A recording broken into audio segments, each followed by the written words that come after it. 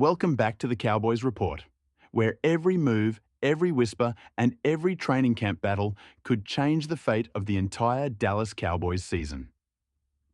I'm Tom Downey, and today we're going deep into a pair of storylines that could quietly redefine the defense and shift the tight end room in ways nobody's fully talking about yet. So buckle up, because this one's loaded with uncertainty, analysis, and big picture consequences.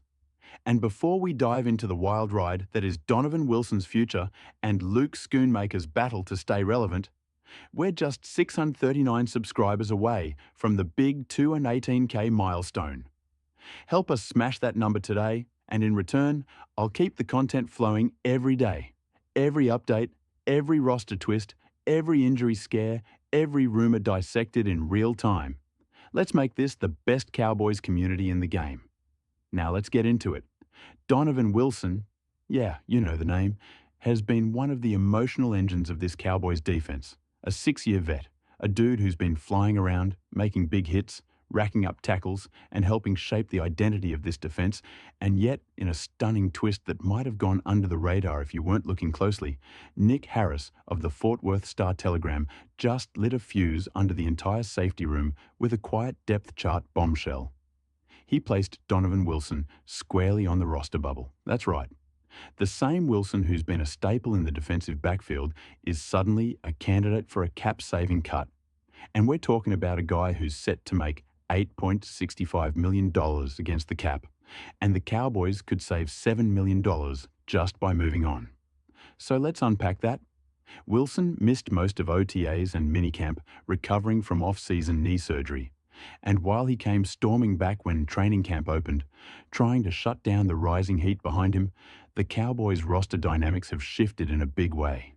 Nick Harris might have just penned the most credible cut-watch scenario we've seen yet for Wilson, even if, and this is key, it's filled with ifs and buts that can't be ignored. Because here's the thing. This isn't a post-June first cap magic play, since the Cowboys could have moved on from Wilson at any point after that date and saved the same amount. They didn't. And that tells you something. It tells you that they're watching, that they're waiting, and that Wilson's status hinges not on the math, but on what unfolds in Oxnard and beyond. See, the question becomes, do guys like Marquez Bell, Wanye Thomas, or even the under-the-radar Elijah Clark flash enough to make Wilson expendable? Because if they do, and the staff believes the unit can survive, or even thrive, without him, then suddenly $7 million looks a lot like flexibility they'd love to unlock. And that brings us to the poll. K for keep, C for cut. What's your gut tell you? Let me know in the pinned comment, because the answer might depend entirely on what happens over the next few weeks. Now let's talk numbers. Wilson had 82 tackles, 4.5 sacks, and 5 pass breakups last year. When he's on, he's a game changer, the kind of X factor that adds edge to the defense, creates turnovers, sets the tone. But when he's off, he's getting roasted by tight ends, blowing coverages, looking more like a liability than an asset. And that inconsistency is something this coaching staff just might not be able to stomach anymore. And here's the next layer. Nick Harris labeled 3 guys as roster locks at safety: Malik Hooker, Wanye Thomas, and Marquez Bell. Hooker is the vet with trust and pedigree. Thomas earned his way with his impact on special teams and stepped up every time his number was called. Bell just signed a multi-year extension. These 3 are as safe as it gets. So where does that leave Wilson? Right on the edge. And Nick Harris believes Elijah Clark might be the one pushing him. The Cowboys gave Clark a decent chunk of change as a UDFA, and that alone signals they see something. Can they get him to the practice squad? Possibly. But if he blows up in camp, and Wilson shows any signs of slowing or rust from the knee rehab, then Clark makes a push to be the 4th safety.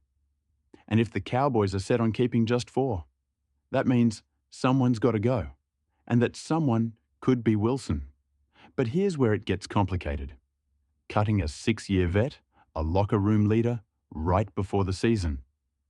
That's a move that echoes through the whole building, and the Cowboys have to ask themselves if the young guys can back up the talent with consistency and durability.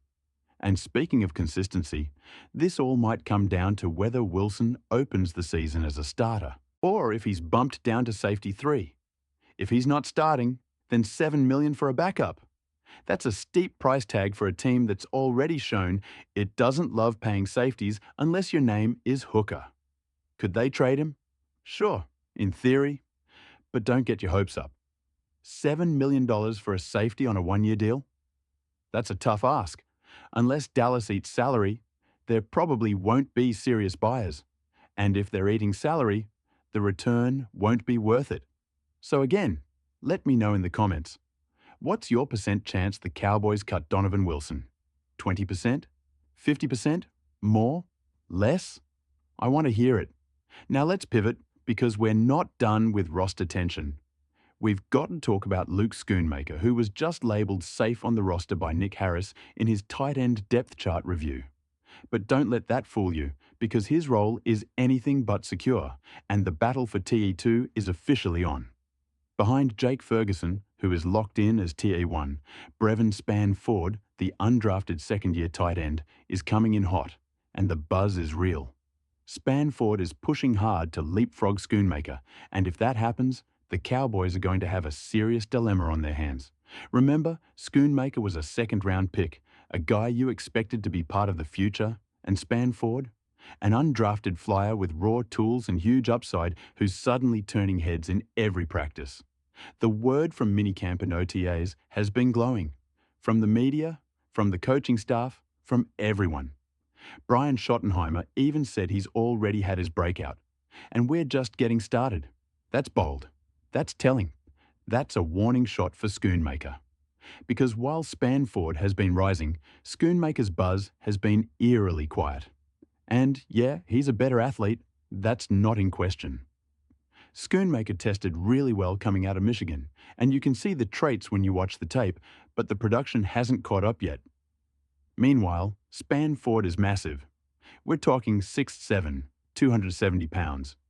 That's a college tackle size playing tight end, and he's shown he can block, move people in the run game, and has untapped pass-catching upside. His final year at Minnesota didn't showcase it, but the tools are there, and the Cowboys are clearly trying to mold him into that 2022 breakout form again. And when it comes to run blocking, which will absolutely matter for TE2 snaps, Spann-Ford might already have the edge. Per PFF, asterisk if you like, Schoonmaker didn't grade out well as a run blocker last year, and that's supposed to be his bread and butter.